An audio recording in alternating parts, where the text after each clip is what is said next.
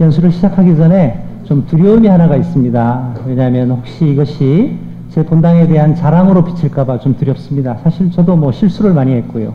그 다음에 이제 본당에 간지 지난 9월달이 그 4년이 됐습니다. 그리고 이제 5년을 향해서 가고 있는 과정이고, 그 가운데 저도 뭐 여러 가지 이러한 사목 가운데 여러 가지 갈등도 있고 있지만, 그러나 이것을 어떻게 정리해서 잘 나눌 수 있을까? 그래서 계속적으로 제가 했던 그 방식들은 사목을 정리하는 거였습니다. 가서 처음부터 다행히 저희 같은 경우에는 초대 회장님이 사진을 좋아하세요. 제가 오는 그 순간부터 모든 게 다 기록하시더라고요. 그분의 덕을 되게 많이 받습니다. 나중에 이제 제가 광주교구에서 이 초대를 받아서 저희 본당에 대한 것과 이런 사목에 대한 이야기를 나눌 기회가 있었는데, 그때 이제 1차적인 정리를 했고, 그 다음에 또 오늘 또 이제 좀 그것을 더 보완해서 함께 나누고자 합니다. 그래서 전 세대가 참여하는 젊은 교회의 건설이라고 하는 내용을 가지고 저는 이제 2박 3일 동안 같이 나누고자 합니다. 자, 여기 보시면은 여기 오신 분들은 제가 주교님과 또 고병수 시무님께 얘기를 듣기를, 물론 시무님들과 수임들 다 오셨고, 또 본당에 있어서 사목위원들과 전례분과 총선 사목위원회 그분들이 다 오셨죠. 자, 그러면 한번 봅시다. 뭐 시무님 수임들은 뭐 금방 구분이 되고요. 그 다음에 전례분과 손 한번 들어봐 주십시오. 전례분과. 예. 전례에 관심 있으시죠? 예. 저도 관심이 있습니다. 고개를 절레절레 흔들지 마시고. 그 다음에 총선 사목위원회. 예. 아이들에게만 관심이 있으시죠? 예, 고개를 절레절레 흔드셔야 돼요. 예. 그리고 우리 또 사목위원, 전례분과이시고, 예. 좋습니다. 예. 다양한 구성원들이 함께 모여서 여러분들이, 자, 우리는 뭐 사제 수도자만이 아니라 우리는 어쩌면 이 사목위원으로서 우리는 본당의 목자입니다. 어떤 분과를 맡기도 하고 위원회를 맡기도 하고 또 전례 분과를 맡기도 하고, 우리 그룹 가운데 우리가 돌봐야 할 사람들이 있습니다. 그렇죠? 예. 시우님들과 또 수임들도 마찬가지입니다. 우리가 처음으로 내가 양을 돌보는 목자라고 느꼈던, 혹시 그 기억이 있으십니까? 이 사람들 내가 돌봐야 되겠구나. 내가 돌보지 않으면 안 되겠구나. 하는 이러한 그런 처음에 어떤 그러한 체험이 있습니까? 그 체험을 오늘 한번 살려보십시오. 떠오르십니까? 시민님들 떠오르십니까? 사제가 됐다고 해서 다 목자는 아니죠. 왜냐하면 목자의 마음을 갖고 있을 때 목자 아닙니까? 그러니까 예를 들어서 저 같은 경우에 이렇습니다.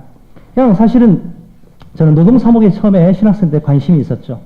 그래서 무슨 뭐 성남의 공장에 위장 취업을 하기도 하고 하면서 방학을 지내기도 하고 뭐 이런 과정 저런 과정을 지내면서 했습니다. 근데 본당에 딱 갔더니 저는 2보자를 했습니다. 두 번째 보자는 주로 이제 어린이와 청소년을 맡는 거예요. 제가 관심 있는 것은 그게 아니라 노동자들이었는데, 아니 갑자기 일을 맡으니까 마음이 없는 거예요. 애들이 떠들면 짜증이 났어요. 그래서 제가 아이들 떠들면, 그래서 어린아이들 있지 않습니까? 초등부 미사 때. 그래서 진짜 떠든 애가 하나 있는 거예요, 걔가. 그래서 걔를, 너희들아! 이러면 막 야단을 쳤어요. 다음 주에 미사를 안 나오는 애는 누군지 아시죠? 걔가 아니라 그 무서운 광경을 보고 공포를 느꼈던 다른 아이들. 예. 예. 그 아이들이 미사를 안 나간대. 엄마들이, 시민님, 우리 애가, 걔는 저한테 혼나지 않았는데요? 그런데 걔는 그걸 보고 공포를 느끼고, 예, 그 정도로 이제 무서웠죠. 날카롭게 굴고 야단치고, 아니면 어떨 때는 정말 이 비교육적인 상태, 교사들 다 일어나고 손 들고 서 있고 미사 때, 예? 뭐 이런 짓을 많이 했습니다, 제가. 예. 믿기시지 않죠? 예.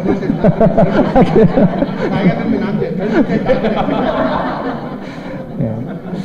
어쨌든 그렇습니다.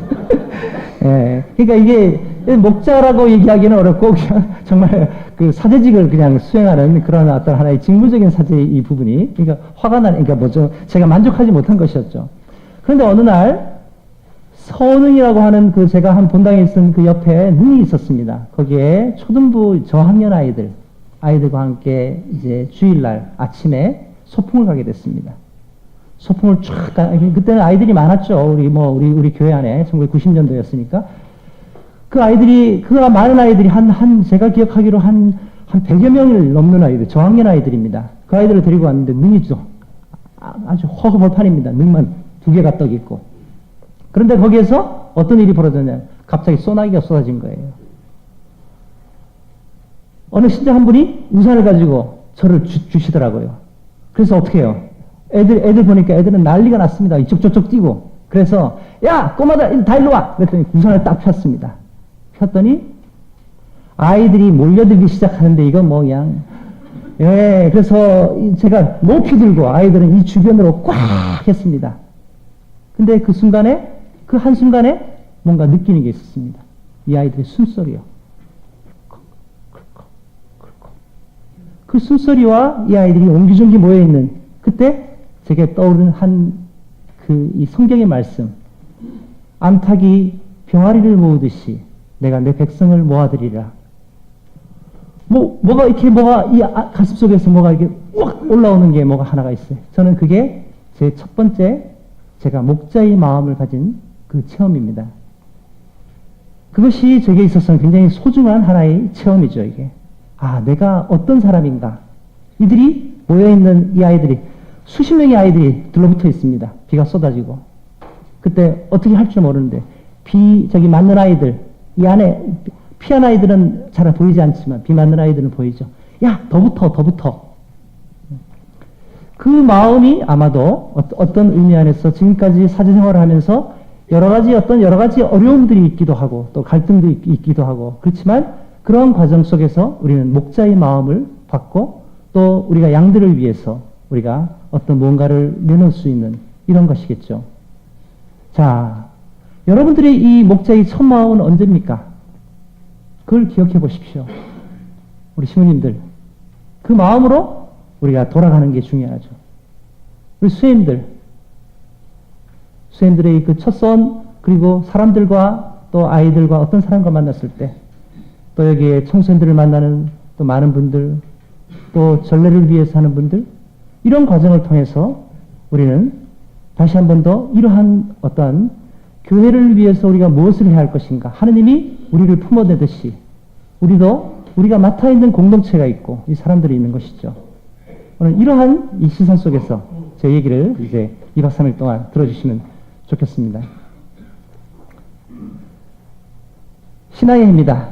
새로운 복음화를 실천하기 위한 우리는 이 새로운 사목에 대한 시선이 이제 이 신앙의 해를 통해서 우리는 받습니다. 그래서 신앙의 해는 이런 3가지 우리가 표를 갖고 있죠. 우리 다 아시죠? 예, 한번 읽어볼까요?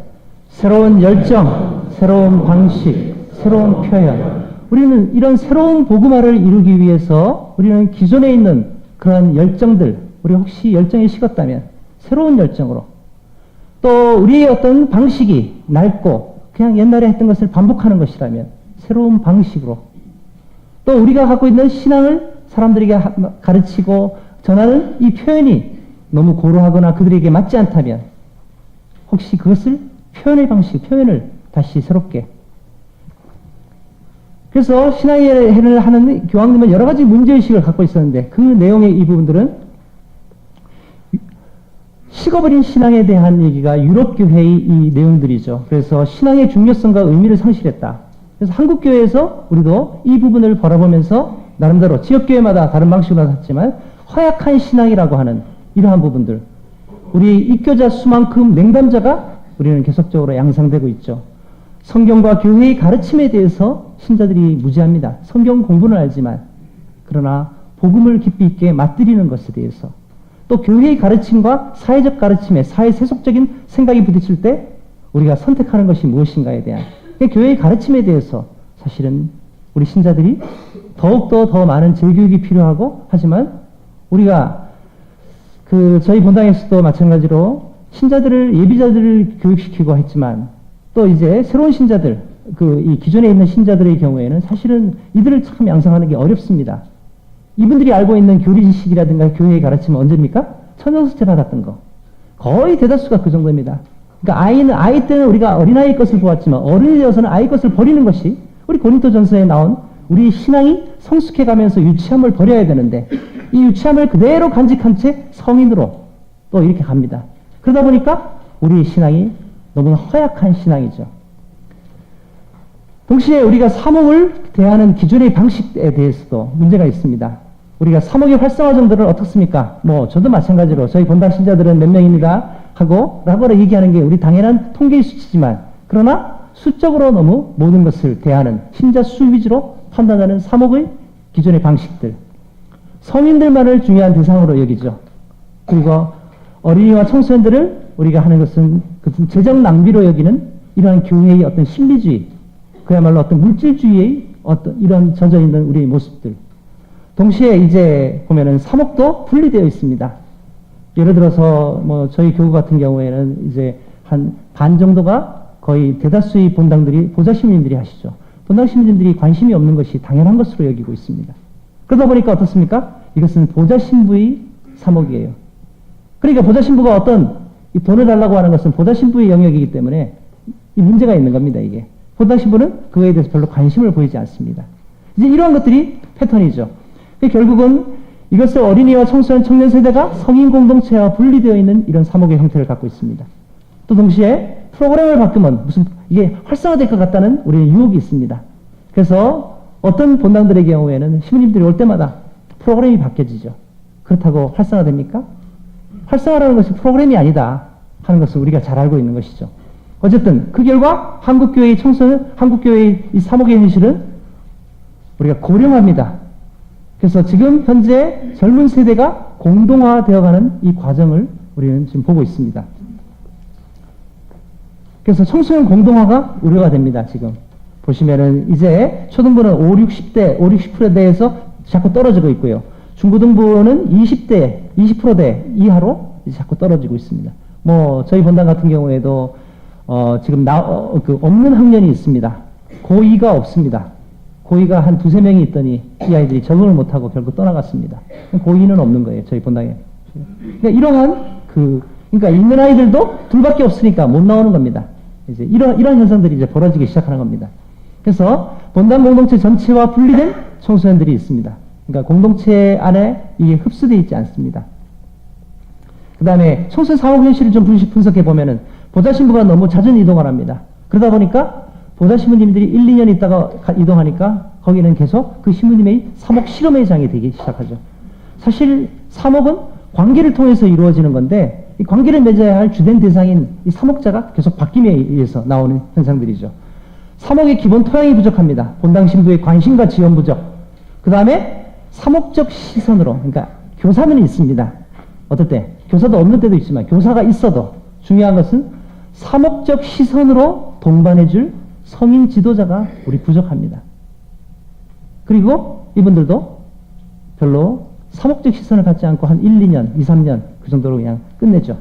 그 다음에 청소년들을 배려하는 교회의 시선 부족, 그리고 성인 공동체, 소공동체와 분리된 사목 구조. 결국은 제가 이제 10년 정도 작은 공동체라고 하는 실험을 한 13개 본당에서 실험을 했었습니다. 그때 보니까 어떤 문제가 생기냐면 이 공동체의 문제점이 가장 핵심은 뭐냐면은 지속적으로 발전을 하는 데 있어서 성인 공동체가 협력하지 않을 때 공동체가, 아이들의 공동체가 절대로 발전할 수 없다는 사실을 발견한 겁니다. 그때 어른이 중요하구나. 사실 저는 지난 한 20여 년 동안 청소년 사목에 초점을 두고 살아왔습니다. 사목을 해왔고. 그러니까 애들이 중요했죠. 그래서 애들만 보호하고 애들만 잘 돌보면 된다는 이 생각이 젖어 있었습니다. 그런데 제가 교구에서 한 10여 년 동안 하면서 이러한 것들을 실험하고 하는 그 과정 가운데 보니까 그게 아니더군요. 이게 보니까 아이들이 문제가 아니라 이 젊은 세대는 계속 어떤 움직이는 세대 아닙니까? 때로는 어떤 군대도 가야 되고 아니면 또 결혼도 해야 되고 취업도 해서 어떤 지역도 바뀌게 되고 또 아니면 어떤 학교로 인해서 여러 가지 어떤 변동이 있는 그런 나이들입니다. 그러다 보니까 안정이 없는 겁니다. 그럼 안정을 이룰 수 있는 사람이 누군가에게? 어른들인데 성인들은 애들에게 관심이 없어요. 또 관심이 없다는 이것보다는 어쩌면 아이들에게 접근하는 것을 두려워합니다. 그래서 저는 이제 제 동창들이 얘기하는 얘기들을 많이 듣죠. 나는 애들이 무서워. 초등학교 아이들은 이쁜데 중학교, 고등학교 청년들은 무서워. 특별히 중2병에 걸린 아이들. 아시죠? 중2병. 중2병에 걸리면 애들이, 갑작스럽게 애들이 이상하게 변합니다. 초등학교 5학년, 4학년, 5학년 때까지만 해도 시모님 하고 매달리는 아이들이 중학교 1학년으로 가면서 애가 네 하더니 그 다음 중2가 되면요 인사를 안 해요. 그 다음에 야 바울아 일로 와봐. 여자아이들 같은 경우에는요 정말 무슨 짐승을 본 것 같은 느낌을 저한테 이렇게 깜짝 놀랍니다. 애가 이제 그러한 것들이 이제 이 아이들이 사춘기를 아주 심하게 겪고 있는 이 과정 가운데 나오는 것이죠. 어쨌든 그러면서 사제들은 특별히 이제 이 중년을 맞는 사제들은 어떻습니까? 시민님들 아이들과 접근하는 것이 점차적으로 어렵다는 것을 느끼면서 이제 손을 놔버립니다. 놔버리면 그 다음부터는 대화하는 이러한 그 부분 관심도가 떨어지기 시작할 수밖에 없죠. 이렇습니다. 그래서 저는 사목 경험을 통해서 젊은 교회를 건설해야겠다. 이게 우리 교회가 노령화되어가고 또 청소년들이 공동화되는 이 현상은 우리가 신앙의 유산을 개선시키는데 이것은 큰 장애물입니다. 신앙은 특별히 가톨릭 신앙은 어떻습니까? 성경에 의한 신앙은 아닙니다. 우리 신앙은 기본적으로 보면 한 85%에서 90% 정도가 다 아버지와 어머니가 신자였기 때문에 세례를 받은 그런 세습된 신앙의 형태를 지니고 있습니다. 그러니까 우리 교회 안에서는 신앙이 밑으로 전수되는 것이 굉장히 중요한 하나의 교회의 관건입니다. 그래서 이러한 그 안에서 우리가 어떻게 하면 젊은 교회를 건설할 수 있을까? 젊은 교회는 그러면 다 노인들은 필요 없는 교회를 얘기하는 겁니까? 이런 것이 아니죠. 교회를 젊게 만드는 겁니다. 교회에 젊은 사람들이 있다 하더라도 그들이 편하게 되는 것이고 또 동시에 여기 교회가 어떤 그 가능성에 대한 거예요. 그러니까 희망으로 가득 차 있는 교회가 사실은 젊은 교회들이죠. 자, 보통 뭐 요즘에 이 많은 이 카톡 같은 데 보면 여러 가지 좋은 문구들이 굉장히 많이 옵니다. 거기 보면은 젊다는 것은 무엇이냐? 나이는 숫자에 불과하다. 뭐 이런 얘기를 많이 하셨습니까? 어떻습니까? 신부님 그걸 믿으십니까?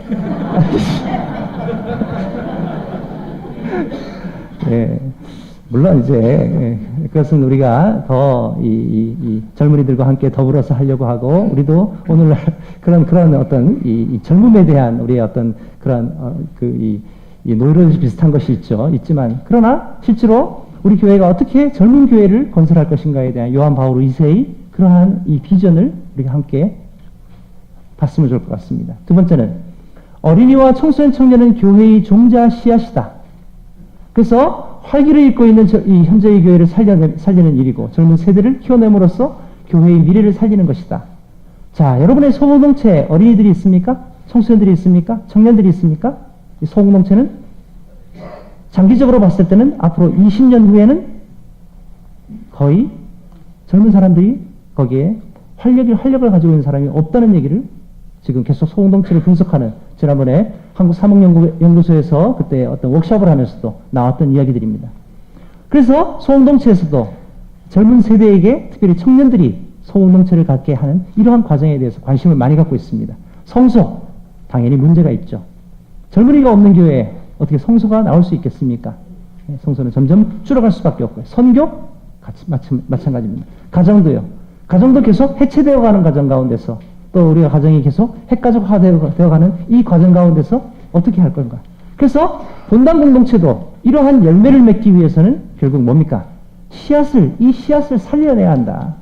혹시 만약에 이런 씨앗이 없는 공동체가 있다면 이 공동체는 시부님들 활력을 잃어버리죠. 이제 이러한 과정입니다. 세 번째, 제1차적인 교리교사는 부모다. 우리는 주일학교 선생님들에게 아이들의 모든 신앙교육을 다 떠맡기는 이 과정을 지난 몇십 년 동안 우리는 해왔습니다. 물론 가정에서 우리는 교회의 가르침 가운데 가정교회에 대한 끊임없는 이 강조를 해왔지만 그러나 구체적으로 그 가정 안에서 부모들이 이 아이들을 가르치게 되는 이러한 신앙을 전수하게 되는 이 과정에 대해서는 우리가 소홀히 했던 것이 사실입니다. 요즘에는 이제 가정교리라고 하는 프로그램이 나와서 아이가 선생님에게 듣고 또 부모님에게도 또 듣는 이러한 과정을 갖추는 이러한 좋은 어떤 하나의 프로그램이 나왔죠. 결국은 부모가 복음화되어야지만이 그 자녀인 어린이와 청소년들이 복음화된다 하는 이것은 당연한 것이죠. 왜 그렇습니까? 우리 가톨릭 이 교회가 갖고 있는 기본적인 이 세습 종교의 형태 때문인 것이죠. 그러니 제1차적인 교리교사는 부모이다. 주일학교 선생님이 아니다. 하는 것에 대해서 우리가 동의한다면 여기에 우리 사목의 초점을 끊임없이 계속적으로 둘 필요가 있다는 것이죠. 네 번째는 성인 사목이 활성화되어 있는 본당에서 비로소 아이들의 사목이나 아이들이 발전한다. 성인 사목이 체계를 갖추고 있지 않고 활력을 갖고 있지 않은 데서는 결코 아이들에게 관심 없습니다. 왜냐하면요, 그 사목자는 어른들을 모아들이는데 에너지를 다 쏟는 거예요. 사실 저도 뭐 마찬가지입니다. 이게 성인 사목이 만약에 저희 본당 안에서 이 구조화되어 있지 않다면 이게 아이들에게까지 에너지를 쓸 수 있는 그런 여백이 없었을 겁니다. 그래서 아무리 좋은 청소년 사목 프로그램 전략이라도 본당 성인 공동체가 지원하지 않으면 지속적으로 발전할 수 없습니다. 성공할 수 없습니다. 프로그램은 프로그램일 뿐입니다. 결국 누가 그것을 지원하고 그리고 계속적으로 끌어내고 그것을 또 보존해 주는가 하는 것이죠. 사목의 중심은 본당입니다. 우리 뭐 여러 가지 어떤 사목들이 다 중요하죠. 어떤 특수 사목이라든가 어떤 전문 사목들도 굉장히 중요합니다. 그러나 결국 본당 활성화가 교회를 자라게 하는 기반입니다. 본당이 중요한 것이죠.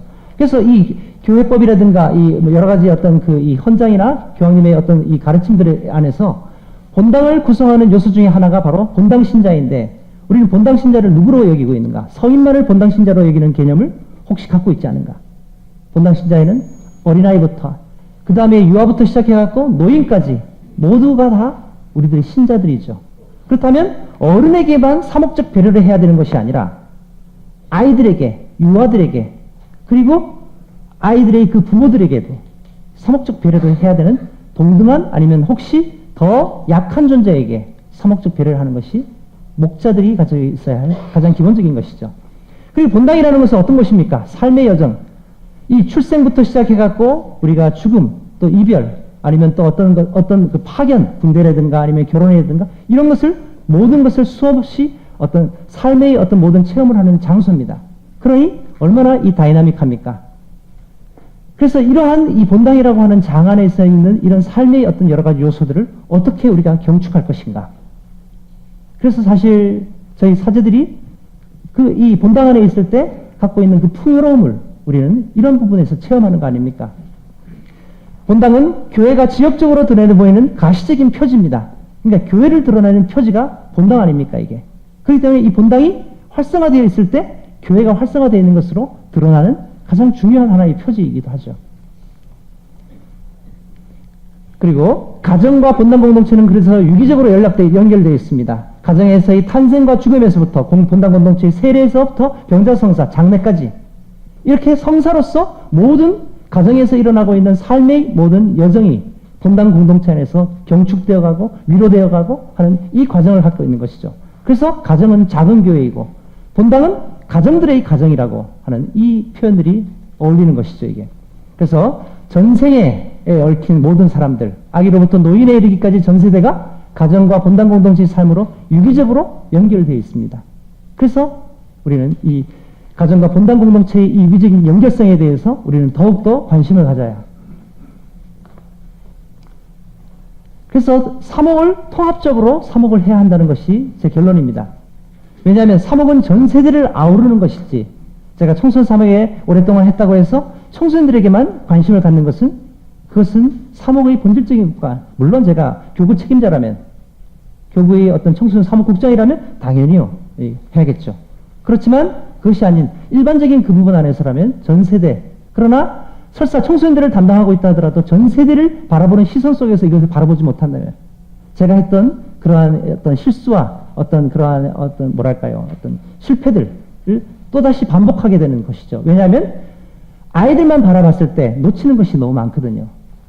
그래서 세대별 이 사목에서, 그래서 어린이 사목, 청소년 사목, 뭐 청년 사목, 노인 사목에서 우리는 이제 세대 상호 간의 이 사목을 어떻게 할 것인가. 그 사목을 우리가 전문화되었기 때문에 한다 하더라도 이 세대 상호 간의 이 연결점에 대해서 또 그 상호 간의 어떤 이 과정 가운데서 주어지는 여러 가지 이점들이 있습니다. 이 시너지를 어떻게 활용할 것인가 하는 이 사목으로 전환되어야 한다. 특수세대 사목 중심에서 성인이 중심이 되어서 다른 세대를 환대하는, 그러니까 어린이들이 그들 스스로 자력하는 사목을 할 수 없습니다. 청소년들도 마찬가지죠. 청년들도 어른들이 지원하지 않으면 안 되고요. 노인들도 밥을 해드리지 않으면 안 됩니다. 그렇죠? 그렇기 때문에 성인이 중심이 될 수밖에 없습니다. 그러나 이 성인이 중심이 되었을 때 성인들을 위한 사목으로만 가게 된다면 이 사목은 문제가 있는 사목이죠.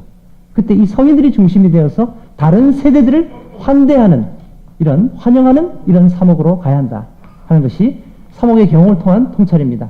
그래서 세대를 분리해서 이렇게 분리되어 있지 않습니까? 다 어린이는 어린이대로, 또 성인들은 성인대로, 또 청년은 청년대로, 노인은 노인대로 이 사목을 어른 성인들이 중심이 되어서 이들을 본당 공동체 안으로 집어넣어야 한다. 그래서 그들을 돌보는 이런 공동체가 바로 친화적인 공동체다 하는 것이죠. 그래서 이런 사목의 7가지 제가 이제 했던 이게 저희 어떤 이런 통찰의 결론입니다. 결론은 뭐냐면은 사목은 모든 세대가 참여해야 한다. 전체 세대가 참여해야 한다 이게. 그리고 거기에는 우리가 지향해야 할 초점이 젊은 교회를 건설하는 것에 있다. 교회를 젊게 하자 하는 이 젊은 교회에 대한 이 관심은 이것은 우리 교회가 가지고 있어야 할 끊임없는 어떤 하나의 이 비전, 새로운 복음화의 가장 중요한 하나의 초점이기도 합니다. 그래서 전 세대가 참여하는 젊은 교회의 건설, 우리 한번 이거 읽어볼까요? 시작. 전 세대가 참여하는 젊은 교회의 건설. 네.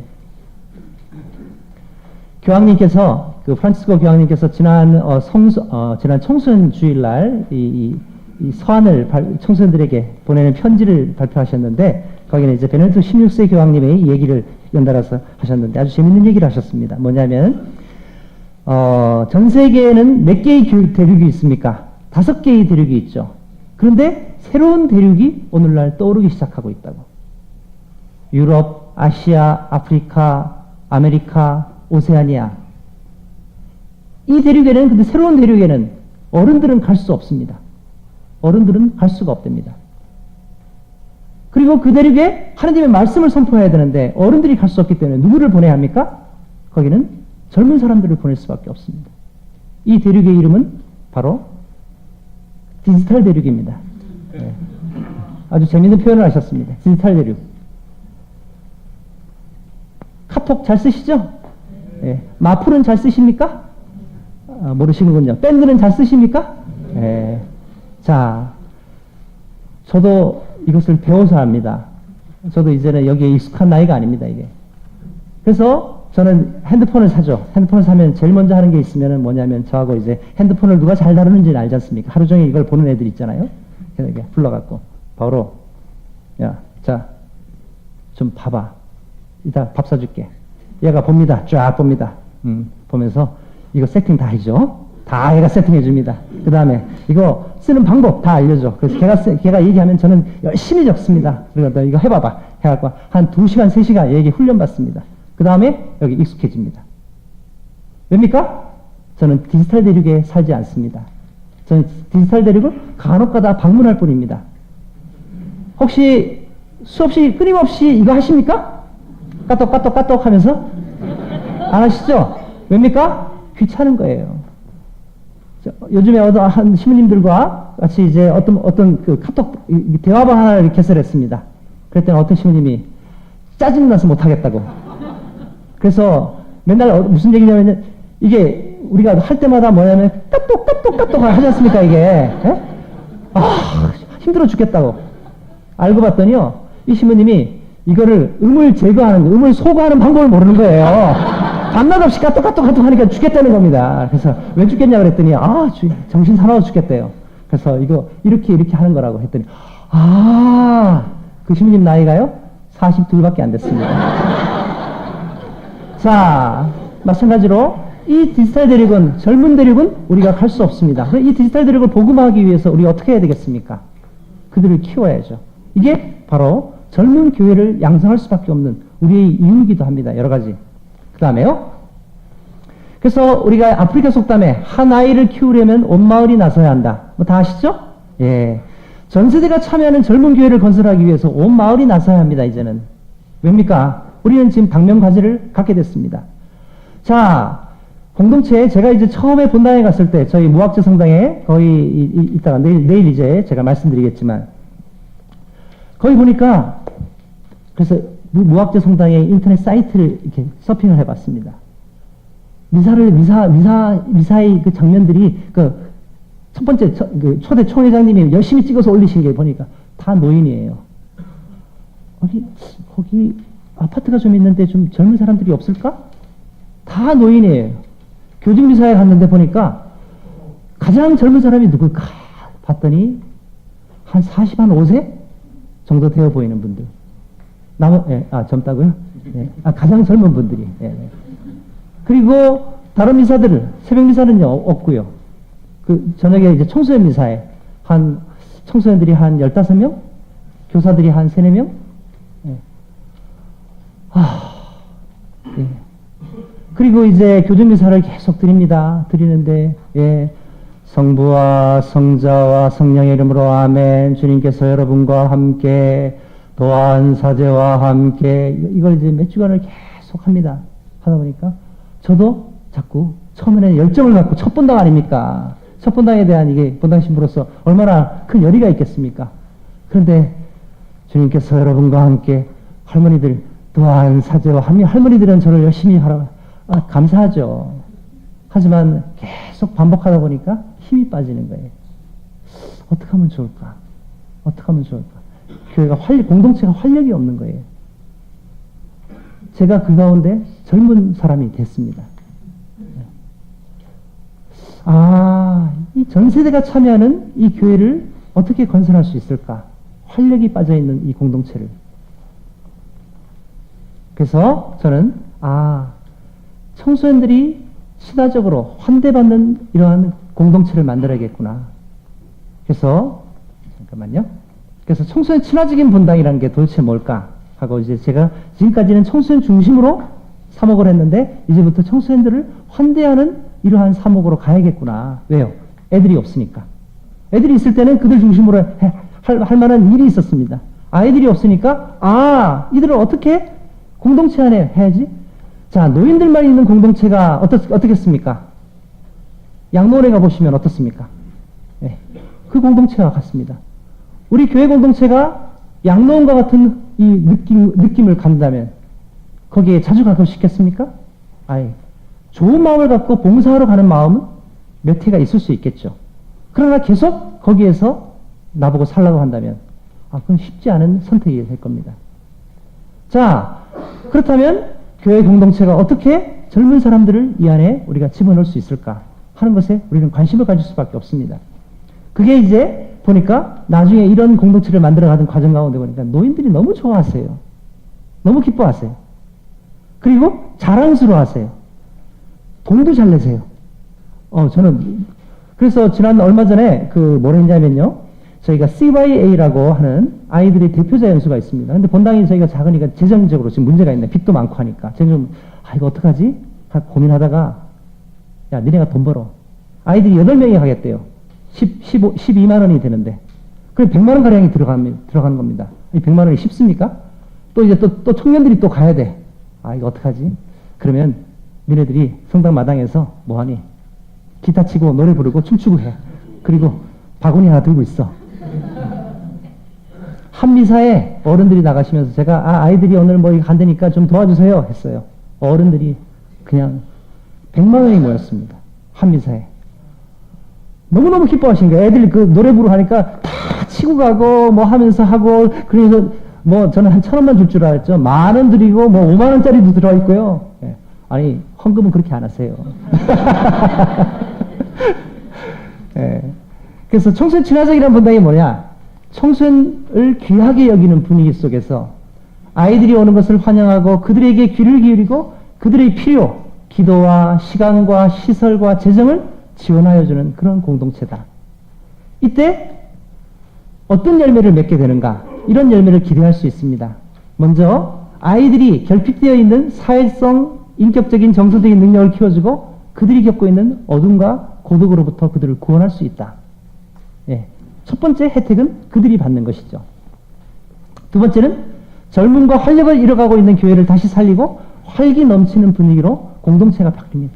그러다 보니까 어른들이, 성인들이 너무 기뻐하고 그 다음에 아이들과 가족들이 기뻐할 수 있는 이러한 공동체가 되는 것이죠. 세 번째는 단절되어 대화 소통이 어려운 오늘날 가정 공동체를 변화시키는 계기가 되더라. 아이들이 오니까 아이들과 함께 대화하는 기회들, 이런 기회들을 여러 차례 만들었습니다. 그래서 저는 우리가 이제 아이폰을 이 스티브 잡스가 시연할 때 보면은 이제 이 두 가지 이러한 이 하나의 어떤 어떤 표지판을 들고 뒤에 배경으로 하고 이렇게 나와 있는 것을 우리가 여러 그림에서 봤었죠. 그러니까 아이폰이라는 것은 어떤 것이냐 하면은 인문학과 그 다음에 기술, 이 테크놀로지라고 하는 이런 이 기술의 어떤 하나의 조합이다 하고 얘기하는 것이죠. 그러니까 결국 이러한 가치와 철학이 담겨 있지 않으면, 이런 미학이라든가 이런 모든 것이 담겨 있지 않으면 아이폰이 나올 수 없었다. 그리고 이 기술 문명, 미국이 갖고 있는 어떤 실리주의, 이런 현대의 기술과 이 인문학을 결합시킨 것이 아이폰이죠. 저는 사목도 거의 비슷하다고 보는 것이죠. 좋은 사목은 결국 어떤 겁니까? 좋은 사목 이론을 가지고 있어야 합니다. 그리고 또 하나는 좋은 사목에 대한 프로그램을 가지고 있어야죠. 근데 우리는 프로그램은 갖고 있지만 좋은 사목에 대한 이론은 갖고 있지 않습니다. 많은 경우가 그렇습니다. 사목에 대한 이론을 많은 분들이 경험에 의해서 이루어지는 것이지, 사목은 이렇게 하면 이 다음 과정은 이럴 것이다. 그래서 우리가 사목에 대한 평가 지표가 없지 않습니까? 왜입니까? 사목의 목표 설정과 비전과 목표 설정이 없는 겁니다. 그러다 보니까 평가의 지표가 없는 겁니다. 이러한 모든 것. 그래서 내가 1단계의 사목을 하고 나면 그 다음은 사목은 어떤 단계로 갈 것인가에 대한 사목적 여러 가지 이론들이, 좋은 이론을 갖는 게 중요합니다. 가치죠. 또 그것이 갖고 있는 어떤 하나의 전망들이죠. 이것과 더불어서 좋은 아이디어들. 사실 시민들과 여기 수행들 또 공동체 안에서 많은 아이디어들이 있습니다. 그런데 이 아이디어들이요, 하나의 이벤트로 끝나버리죠. 그러니까 이벤트는 이벤트일 뿐입니다. 이것이 지속성을 갖기 위해서는 그 다음 단계를 우리가 읽어내고 그 다음 단계를 어디로 갈 것인가에 대한 명확한 목표 설정이 필요한 것이죠. 그래서 사목에도 이론과 전략이 필요하다. 그래서 제가 때때로 사목 이론들을 말씀드릴 겁니다. 좀 지루하게 여기지 마시고, 제가 그 이유는 바로 그러한 하나의 평가 지표들이죠.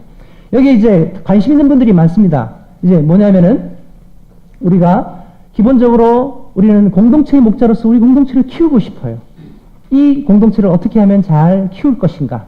그리고 그들에게 좋은 걸 주고 싶은 그러한 이 목자의 마음이 있습니다. 자, 봅시다. 조직 이론에서 보면은 우리는 공동체는 세포 조직과 같다고 얘기합니다. 기본적으로 하나의 어떤 유기체들이죠. 그래서 우리가 이제 생물 시간에 배웠을 때 세포가 모여갖고 조직을 이룹니다. 이게 조직입니다. 조직과 조직이 모여갖고 하나의 개체를 이룹니다. 그래서 살아있는 이 세포 조직을 우리가 이루는 것이죠. 그래서 이렇듯이 마찬가지로 공동체도 우리가 사람이 모여서 소공동체를 이루고 소공동체가 모여서 소공동체로 이루어진 본당을 우리가 만듭니다. 또 본당들이 모여서 교구를 만드는 것이 바로 우리 어떤 하나의 이 교회 공동체와 거의 흡사합니다. 그래서 교회는 이 그리스도의 몸을 이루는 하나의 어떤 세포들로서 이루어진 것이죠. 자, 그러면 이거 생물 시간 아닙니다. 세포는 우리가 잘 아는 대로 보면은 세포는 핵이 있습니다. 핵이 있고요. 그리고 원형질이라고 하는 세포의 그 영양물질 공급과 형태를 유지하는 이러한 끊임없이 뭔가를 제공해주는 이 원형질이 있습니다. 그리고 세포는 막이 있어야 되죠. 보호막이 있어야 되죠. 자, 마찬가지로 세포에서 핵이 굉장히 중요합니다. 핵은 뭡니까? 비전과 거기에 있는 사람들입니다. 사람들이 모여 있어도 비전이 없다면 핵이 완전한 핵의 어떤 역할을 못하죠. 또 비전이 있는데 좋은 비전이 있어도 사람이 없으면 뭐합니까? 이 비전을 살 수 있는 사람이 없는데. 그래서 비전과 공동체의 구성원이 좋은 가장 핵입니다. 그리고 끊임없이 이 핵을 키워내고 영양을 공급해주는 양성이 있어야 합니다. 그래서 어떻게 이들을 양성할 것인가? 키워내야죠. 좋은 사람이 있어요. 근데 좋은 어떤 비전도 있습니다. 일만 계속 시켜요. 어떻습니까? 곧 지쳐갖고 영양물질이 공급 안 됐습니다. 피폐한 세포가 됩니다. 그 다음에 여기에 조직과 조직이 있는데 이 조직이 어떻습니까? 틀이 별로 흐릿해요. 이분을 뽑는 본당 신부가 그냥 당신 이거 담당하십시오. 회장하십시오. 해갖고 해버렸어요. 어떻습니까? 이분이 그만둬요. 또 누구 시켰어요. 이제 딴 사람도 어떡합니까? 나 시킬까 겁이 나는 거야. 어떻게 이 조직을 건강한 조직체로 만들 것인가에 대한 것도 하나의 보호막입니다. 보호 기능이죠. 이게. 그래서 반장을 뽑을 때, 사목회장을 뽑을 때, 구역장을 뽑을 때 우리는 어떻게 합니까?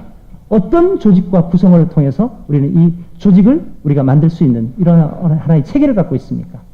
자, 이런 것들이 결국은 하나의 세포인 이 건강한 하나의 공동체를 만들어내가는 이 과정인 것이죠. 그래서 우리는 비전도 중요하고요. 거기 있는 사람들도 중요하고 그들을 어떻게 키울 건가도 중요하고 거기에 있는 조직을 어떻게 구성할 것인가도 매우 중요한 하나의 과정입니다. 그래서 이 공동체의 시스템의 전체는 단순한 부분의 합 이상입니다.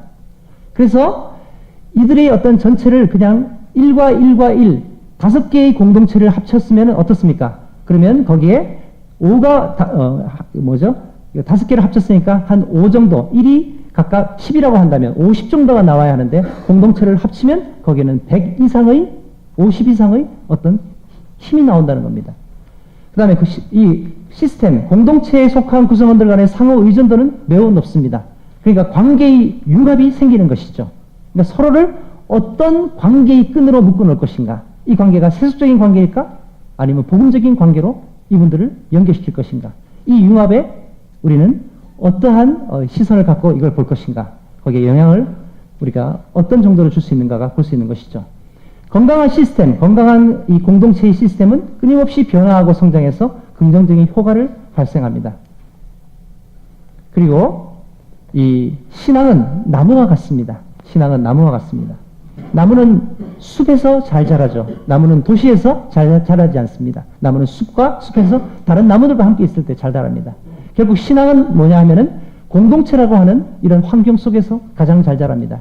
그래서 혼자 있는 사람을 어떻게 합니까? 이들을 공동체로 연결시켜 주는 것이 그 사람을 구원하는 시작이라고 현대의 복음선교에서는 거기에서는 기본적으로 이러한 이 지향을 얘기해 놨죠. 그 얘기는 뭐냐면은 결국 신앙이라고 하는 것은 공동체 안에서 성숙되어 간다. 서로를 통해서. 그러니 한 사람을 신앙을 성숙시키려고 한다면 그에게 좋은 공동체로 초대해 주는 게 중요하다 하는 것이죠. 그래서 저는 사목은 이제 농사와 같다고 하는 얘기입니다. 그래서 농사라는 것은 결국 이 생명체를 키워내는, 활성화하는 겁니다. 그래서 전체, 농경지와 농사의 어떤 판도를 잘 보는 시선이 중요하고요. 땅의 상태를 살펴서 알맞게 대응해야 되고, 적절한 시기와 방법으로 어떤 파종도 하고, 그리고 수확도 해야 되고, 수확할 때까지 기다리고 지속하는 이러한 이 씨 뿌리는 사람인 이 예수 그리스도의 이 모습 안에서 우리는 사목의 모습을 보게 되는 것이죠. 그래서 사목은 농사와 같다. 그래서 본당 사목을 구조하기 위해서는 저는 이 추수의 단계를 이제부터 적용하겠습니다. 여러분이 받으신 여기에 보시면은 이 내용이 잘 나와 있습니다. 자, 보십시오. 먼저 여기 보시면은 첫 번째 단계가 이제 2박 3일 동안 제가 말씀드릴 이 내용은 이 단계에 의해서 쭉 가겠습니다. 제가 어떤 이 말씀을 드리고 있는데 저거는 도대체 어디야? 이걸 보십시오. 이걸 보시면 여기서 다 그 얘기가 나와 있습니다. 자, 경작 준비 단계입니다. 경작 준비를 하고, 경작 준비를 다 했으면 그 다음에 씨를 뿌리죠. 씨를 뿌렸으면 거기에 양분을 공급해야 합니다. 퇴비를 주고 또 여러 가지 이것을 줘야죠. 그리고 시간을 기다려서 우리는 열매를 맺죠. 또 열매를 맺었으면 그 열매 가운데 종자를 해갖고 또다시 다음 파종을 하는 것이 추수의 원리입니다. 순환의 원리입니다. 그래서 이러한 이 내용들은 이제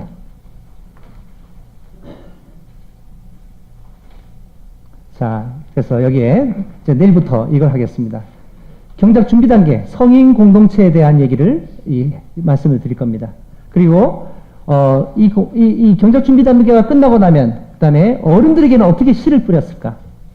어떻게 유아와 노인과 어린이들에게는 이런 씨를 뿌렸고 젊은 부모들은, 청년들은, 청소년들은 그러니까 이 성인과 노인이 거의 있는 이 본당에서 어떻게 유아에게 씨를 뿌릴까? 어떻게 어린이들을 더 성장시키고 씨를 뿌릴 수 있을까? 어떻게 청년들을 이 안에서 이 종자를, 몇 명의 종자 씨앗을 통해서 청년들을 어떻게 확장해낼 수 있을까? 이 내용들을 쭉 말씀드릴 겁니다. 그 다음에 3단계에서 영양분을 공급하는 단계에서 이제 우리는 전례라든가 세대 간의 상호 소통이라든가 또 그 다음에 가정과 본당의 삶을 연결한다든가 그리고 전 세대가 참여할 수 있는 장을 통해서 공동체에 대한 의식을 불어넣을 수 있을까? 그리고 열매를 맺고 또 다음 파견을 하는 이 과정을 내일부터 이제 좀 자세히. 그래서 오늘 저녁까지는 좀 이론을 좀 말씀드렸습니다. 왜냐하면 피곤하실 테니까 내일 아침에는 비몽사몽간이실 것 같아서 그냥 내일 아침부터는 좀 편한 얘기들을 쭉 드리고 오늘 그냥 오신 김에 그냥 제가 좀 미뤘습니다. 어떻습니까? 혹시 질문 없으시죠? 예, 없어야 정상입니다, 이게. 오늘부터 질문하시면.